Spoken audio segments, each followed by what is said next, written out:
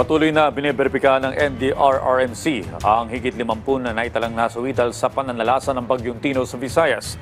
Samantala, nasa 50 tauhan naman ang ipapadala ng MMDA sa mga lugar na nasalanta ng bagyo sa Visayas at Mindanao.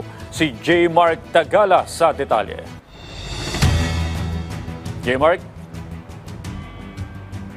Yes, sumampa na nga sa 52 ang bilang ng mga napaulat na nasawi bunsod ng pananalasa ng Bagyong Tino. Bata ito sa pinakauling datos mula sa National Disaster Risk Reduction Management Council o NDRRMC ngayong umaga. 50 sa mga nasawi ay pawang nagmula sa Central Visayas habang 2 naman ay nagmula sa Eastern Visayas region. Kabilang sa mga sanhi na pagkasawi ng mga biktima ay pagkalunod na kuryente, pagguho ng lupa at nabagsakan ng puno. Bukod sa mga nasawi, mayroon pang 10 nasugatan at mayroon ding 10 pinaghahanap. Gayunman, sinabi ng NDRRMC na ang mga napaulat ay isinasailalim pa sa verifikasyon kung may kinalaman sa bagyo.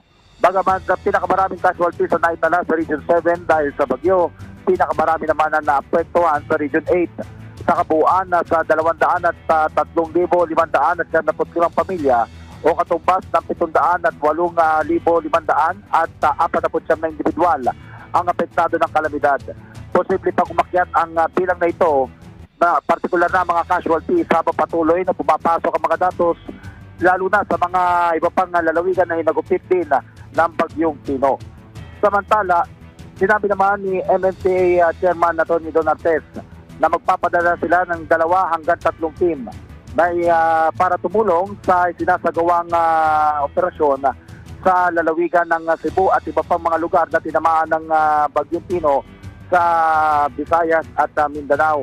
Ayon kay Artes, nakatanggap na siya ng direktiba mula kay Pangulong Ferdinand Marcos Jr. para sa pagpapadala ng tulong sa mga sinalanta ng bagyo, partikular na sa Visayas at Mindanao. Gayunman, hinihintay na lamang nila ang signal mula sa Office of Civil Defense kung kailan maaaring ipadala ang kanilang mga tauhan doon.